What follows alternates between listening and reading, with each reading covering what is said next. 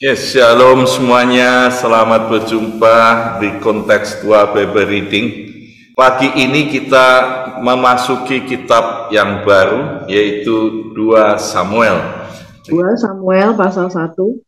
Setelah Saul mati dan ketika Daud kembali sesudah memukul orang Amalek dan tinggal 2 hari di kota, datanglah pada hari ketiga seorang tentara dari pihak Saul dengan pakaian terkoyak-koyak dan tanah di atas kepala.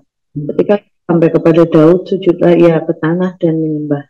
Bertanyalah Daud kepadanya, "Dari manakah engkau?" Jawabnya kepadanya, "Aku lolos dari tentara Israel." Bertanyalah pula Daud kepadanya, "Apa terjadi? Coba ceritakan kepadaku." Jawabnya, "Rakyat telah melarikan diri dari pertempuran.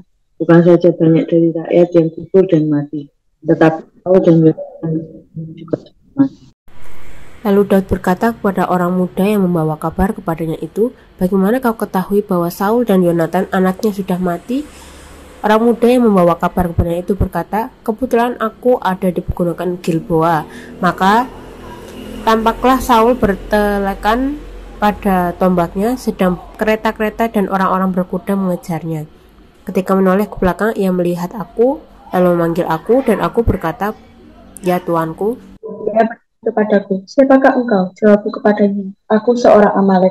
Lalu katanya kepadaku, "Datanglah kemari dan bunuhlah aku, sebab kekejangan telah menyerang aku, tetapi aku masih bernyawa.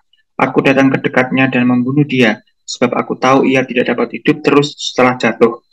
Aku mengambil jejamang yang ada di kepalanya dan gelang yang ada pada lengannya, dan inilah dia kubawa kepada tuanku." Lalu Daud memegang pakaiannya dan mengoyakkannya, dan semua orang yang bersama-sama dengan dia berbuat demikian juga. Dan mereka meratap, menangis, dan berpuasa sampai matahari terbenam, karena Saul, karena Yonatan anaknya, karena umat Tuhan dan karena kaum Israel, sebab mereka telah gugur oleh pedang. Kemudian bertanyalah Daud kepada orang muda yang membawa kabar itu kepadanya, "Asalmu dari mana?" Jawabnya, "Aku ini anak perantau orang Amalek." Kemudian berkatalah Daud kepadanya, "Bagaimana? Tidakkah engkau segan mengangkat tanganmu memusnahkan orang yang diurapi Tuhan?" Lalu Daud memanggil salah seorang dari anak buahnya dan berkata, "Kemari, paranglah dia." Orang itu memarangnya sehingga mati. Dan Daud berkata kepadanya, "Kau tanggung sendiri darahmu, sebab mulutmu lah yang menjadi saksi menentang engkau. Karena berkata, aku telah membunuh orang yang diurapi Tuhan." Daud menyanyikan nyanyian ratapan ini karena Saul dan Yonatan anaknya. Dan ia memberi perintah untuk mengajarkan nyanyian ini kepada Bani Yehuda. Itu ada tertulis dalam kitab orang jujur. "Kepermayanmu, hai Israel, mati terbunuh di bukit-bukitmu. Betapa gugur para pahlawan. Janganlah kabarkan itu di Gad.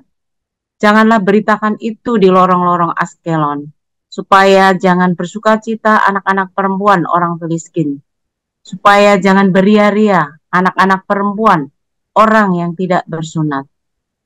Hai gunung-gunung di Gilboa, jangan ada embun, jangan ada hujan di atas kamu.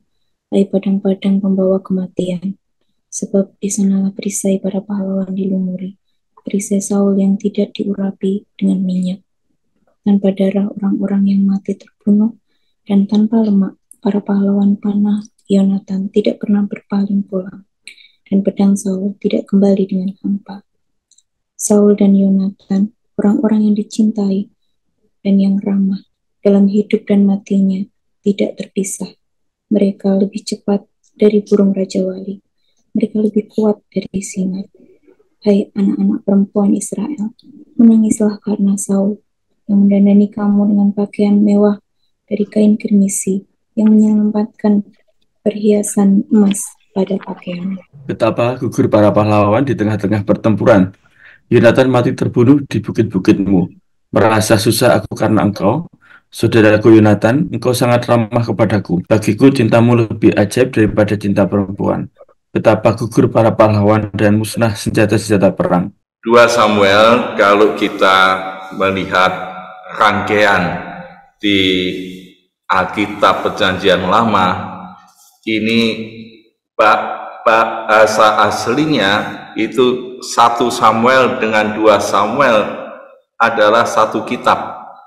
Jadi kitab Samuel dikenal dengan kitab sejarah, dan kedua kitab ini yang sangat panjang di terjemahan yang ada di Alkitab kita ini dibagi dua, yaitu 1 Samuel dan 2 Samuel. Di dalam sejarah Israel kita bisa melihat, di dalam Perjanjian Lama, kitab-kitab sejarah, kita bisa melihat kepemimpinan orang Israel dimulai dengan bapak-bapak leluhur, yaitu mulai dari Abraham, Ishak, Yakub, dan terus berjalan. Ini kepemimpinan yang pertama, dan setelah Keluaran kita bisa melihat bahwa kepemimpinan diambil oleh para nabi, yaitu mulai dari Musa sampai Samuel. Ini kepemimpinan Israel, dan kitab Samuel ini kepemimpinan nabi yang terakhir. Setelah itu kita akan lanjut di raja-raja, 1, 2 raja-raja dan Tawarikh dan seterusnya. Kita akan melihat kepemimpinan raja-raja yang ada di Israel sampai akhirnya di Sedekia dibawa ke Babel, dan setelah itu ada kepemimpinan para imam sampai zaman Tuhan Yesus, Imam Kayafas. Nah, melihat ini, rangkaian ini, kita bisa melihat bahwa di 1 Samuel ini mengisahkan mulai dari Hana punya Samuel, dan ini menunjukkan ini masa Samuel, tapi dia menceritakan ada tokoh yang dituntut oleh umat Israel, yaitu raja. Jadi raja yang pertama muncul di situ yaitu tokoh Saul. Nah, Saul yang dipilih dan diurapi menjadi raja akhirnya ditolak karena ketidaktaatannya. Berapa kali ketidaktaatannya muncul pada Saul dan ditolak, muncul raja yang baru yang dipilih Tuhan karena hatinya bukan perawaannya, yaitu Daud. Nah, Daud mulai muncul di 1 Samuel dan menunjukkan dari awal Daud ini yang diurapi Tuhan, dan dikontraskan dengan Saul yang ditinggalkan oleh roh Tuhan. Jadi kontras mulai berjalan dari 1 Samuel 16 mengontraskan antara Raja Saul dengan calon raja, yaitu Daud. Secara de facto, tapi secara yuridis dia sudah diurapi menjadi raja, dan itu terus berjalan, dan sampai di pasal 21 1 Samuel kemarin kita melihat 31, yaitu Saul mati. Saul mati dengan bunuh diri, menjatuhkan dirinya di atas pedang, ya, dan masuk sekarang di 2 Samuel.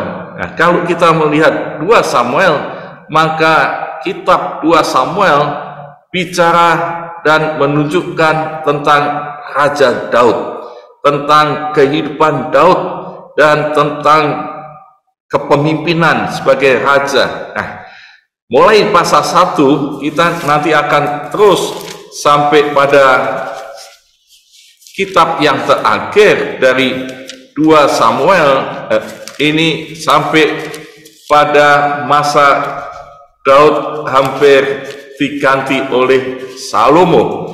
Kita akan melihat apa yang secara garis besar di dalam 2 Samuel ini terlihat bahwa mulai pasal 1 itu Daud mulai menanjak. Dia sebagai raja yang secara de facto sekarang setelah Saul itu mati, Daud menunjukkan sebagai raja yang sampai puncaknya. Kerajaan Israel begitu jaya, penuh dengan kemenangan, dan Daud selalu menang di dalam peperangan, dan hidup yang serba baik, sejahtera. Umat ini sangat mengagumi kepemimpinan Daud sebagai raja. Tapi mulai dari pasal 11 nanti kita akan melihat Daud mulai turun. Ya, kita lihat ini grafiknya dari awal mulai menanjak sampai kerimat. Pasal 10, pasal 11 di dalam 2 Samuel ini Daud mulai turun dan dimulai dengan perbuatan aib, yaitu berzina dengan Bathsheba. Dan dari perzinahan ini kita bisa melihat di 2 Samuel Daud mulai kacau di dalam keluarganya, dia kacau di dalam kepemimpinan kerajaannya, sampai nanti di pasal 24 dia menghitung jumlah rakyat yang dimurkai Tuhan karena dia menghitung jumlah ini, dan panglimanya pun Yoab tidak setuju, dan sebagian imam Lewi, orang Lewi tidak dihitung karena ketidaksetujuan Yoab. Dan kita melihat setelah Daud jatuh dengan Bathsheba, ada ya kekacauan dalam rumah tangga. Amon ini ya berzina dengan Tamar, Amon dibunuh Absalom, Absalom memberontak dan Daud terusir. Daud dikutuki Simei, dan terus menerus jadi kekacauan demi kekacauan, kekalahan demi kekalahan, dan dimulai dari kejatuhan Bathsheba sampai pasal 24. Ini secara sepintas garis besar kitab 2 Samuel. Nah, di dalam 2 Samuel pasal 1 kita melihat ini Saul mati. Di ayat 1, setelah Saul mati, ketika Daud kembali sudah memukul kalah orang Amalek. Jadi mulai pasal 1 ayat 1 kita sudah bisa menyimpulkan bagaimana orang yang diurapi oleh roh Tuhan, Daud yang dilantik Tuhan menjadi raja, dengan orang yang tadinya dilantik jadi raja oleh Allah namanya Saul, tapi urapan Tuhan itu sudah meninggalkan. Roh Tuhan itu sudah undur daripada Saul, dan Saul mulai berbuat jahat terus, mengejar-ngejar Daud dan menjahati Daud, ingin membunuh Daud, sampai ke perempuan Endor yang membuat dosa kepada Tuhan. Tapi Daud, orang yang diurapi Tuhan, yang di 1 Samuel itu dia dikejar-kejar, dia lari, tapi tetap hidup dengan ketaatan, dan akhirnya kita bisa melihat bahwa Saul mati, Daud penuh dengan kemenangan. Dan kemarin pasal 31, kalau lihat di ayat 1 itu, pasal 31 ada kata sementara itu orang Filistin berperang melawan orang Israel. Sementara itu di pasal 30-nya Daud ini mengalahkan Amalek. Jadi Daud yang melepaskan orang-orang yang tertawan di Amalek ini, dia penuh kemenangan. Dan sementara itu Saul berperang pada orang Filistin. Jadi ini kontrasnya begitu dijelaskan pada waktu yang sama. Dan kita melihat akhirnya Saul itu mati, Daud mulai akan naik menjadi raja secara de facto. Nah, dari sini kita bisa menyimpulkan bagaimana orang-orang yang diurapi Tuhan, yang taat, yang takut Tuhan, akhirnya tetap saja dia akan terus naik jadi kepala bukan ekor, menjadi orang-orang yang diberkati, yang penuh dengan kemenangan bukan kekalahan atau kekacauan.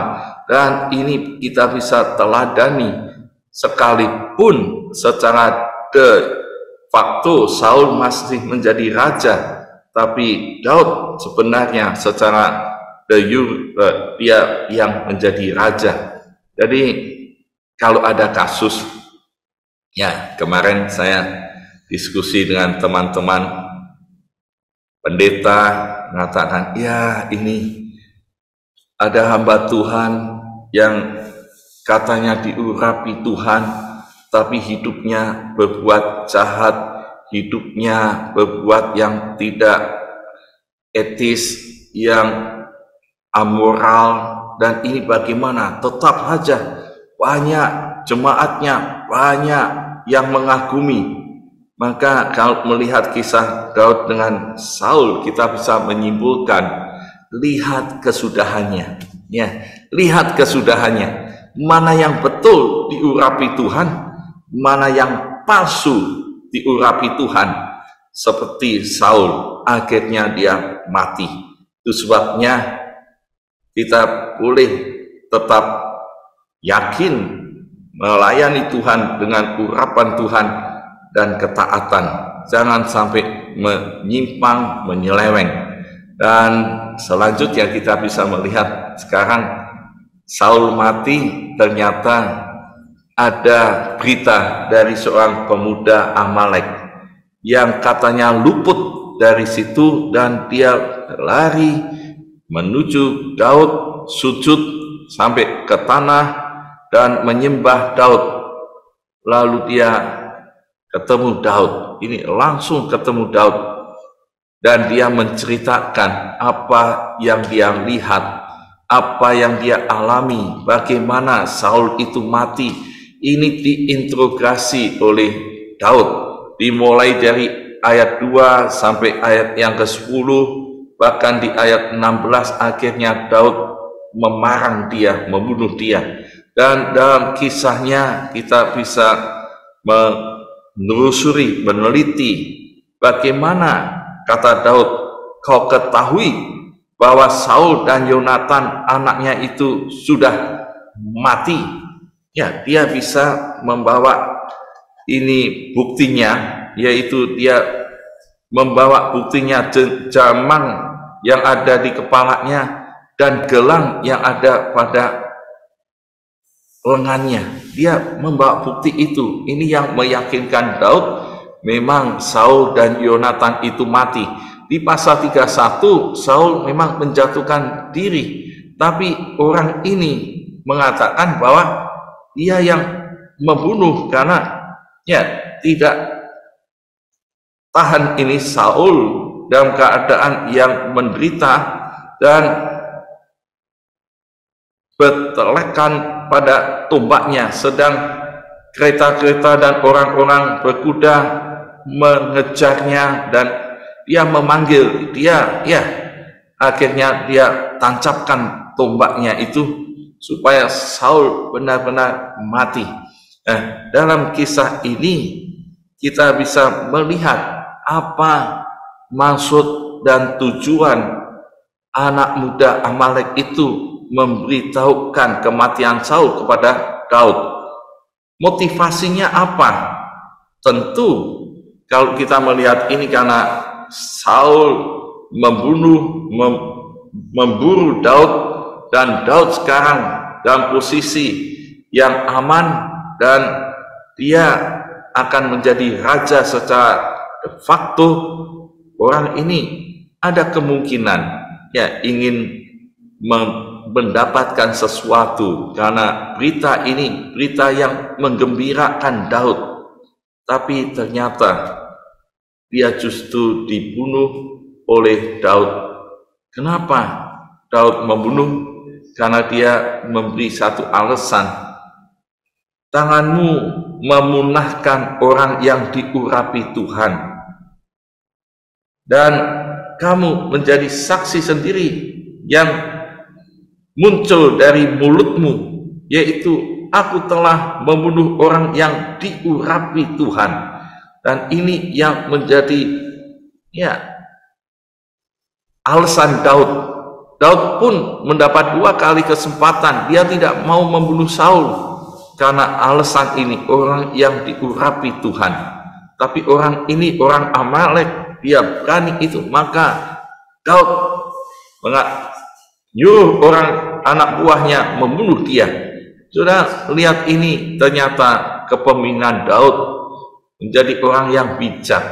Dia tidak lengah, tidak mau disanjung-sanjung. Kemenangan ada pada dia, musuhnya mati, dan ini kesempatan dia menjadi raja yang betul. Dengan berita ini meyakinkan bahwa Daud sudah saatnya menjadi raja, tapi justru orang ini mati karena membunuh orang yang diurapi Tuhan. Ini yang menjadi terus diselidiki, bahwa Saul sebenarnya sudah ditinggalkan oleh roh Tuhan, tapi dia tetap orang yang diurapi Tuhan karena dia menjadi raja. Jadi posisi raja Israel, kalau orang Amalek membunuh ini, maka dia pun patut dibunuh. Kemudian kita melihat respon Daud pada waktu Saul mati, dia pun tetap mengoyakkan pakaiannya dan semua yang ikut bersamanya supaya terus berbuat demikian dan menangis meratap sampai matahari terbenam. Ia berpuasa karena Saul dan Yonatan, bahkan ia menyanyikan nyanyian ratapan untuk Saul dan Yonatan. Ia tahu bagaimana Saul ini orang yang menjadi pahlawan, Yonatan ini pahlawan yang gagah, bahkan dikatakan lebih kuat daripada singa, yang ramah, yang dicintai rakyat, yang berjasa untuk orang Israel. Dan Yonatan cintanya lebih ajaib, lebih kuat daripada cinta perempuan. Ini menunjukkan bahwa bagaimanapun juga kasih Daud kepada Saul dan Yonatan itu sampai mati. Ya sudah, ini menunjukkan orang yang diurapi Tuhan, yang dipilih Tuhan karena hatinya itu terlihat hati yang mengasihi musuhnya, sampai yang menjahati, yang mengejar, yang membenci, dia tetap mengasihi, dan kasihnya ditunjukkan sampai mati. Ini yang luar biasa ya. Daud menunjukkan bagaimana kasih Kristus, kasih Yesus, dan orang-orang yang jahat pada Yesus, yang berdosa, yang tidak taat, yang terus berdosa, Tuhan Yesus tetap mengasihi karena kasih Kristus sepanjang masa. Dan ini tipe ini tunjukkan oleh Daud, dan biarlah kita hari ini belajar dari Daud dalam amanat teksnya, yaitu kasih sejati adalah mengasihi orang yang memusuhi sampai matinya. Dan kepemimpinan Daud di awal pasal 1 ini menunjukkan pemimpin yang bijak, tahu motif orang yang mau menyanjung, yang memberitahukan kabar kemenangan, musuhnya mati, tapi justru Daud bijak, dia bisa membalaskan kematian orang yang membunuh orang yang diurapi Tuhan. Aplikasinya, apakah saya suka mengasihi orang yang memusuhi?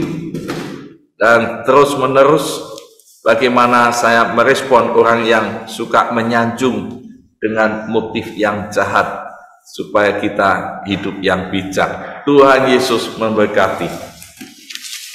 Mari pagi hari ini saudara kita meresponi firman Tuhan. Kita mau menjadi bejana yang berkenan di hadapan Tuhan, hidup di dalam kasih Tuhan, mengasihi Tuhan dan sesama kita. Kita akan pujikan hanya kepadamu, ku bawa seluruh kehidupan kita.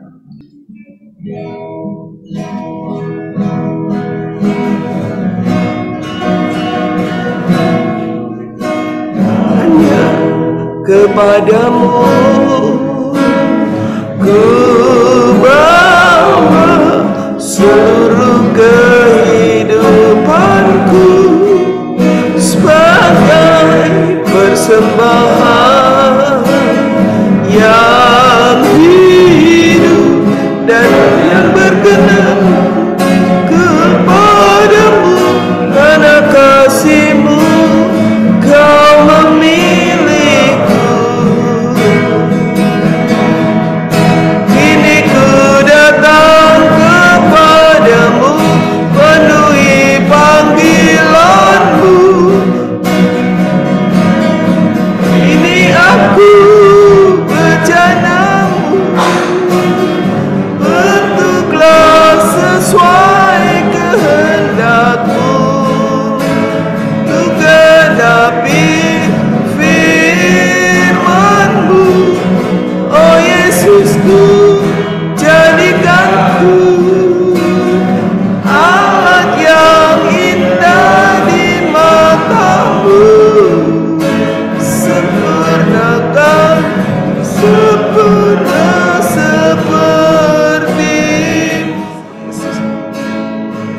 Mari kita meresponi firman Tuhan.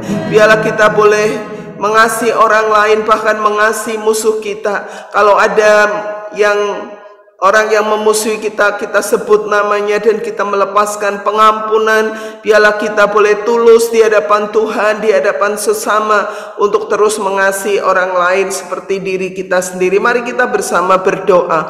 Bapa Surgawi, aku bersyukur untuk firman-Mu. Ajar aku untuk terus Tuhan dipenuhi dengan kasih Kristus, untuk bisa mengampuni orang-orang yang memusuhi, orang-orang yang menjahati, orang-orang yang tidak suka. Kami berdoa Tuhan, Kau lepaskan pengampunan buat mereka. Kami juga berdoa ya Tuhan, biarlah di dalam kehidupan ini kasih-Mu membuat kami bisa mengasihi orang lain, mengasihi musuh kami. Bahkan Tuhan, kami boleh mengakukannya dengan tulus Tuhan, saat kami melayani, saat kami berelasi dengan orang lain.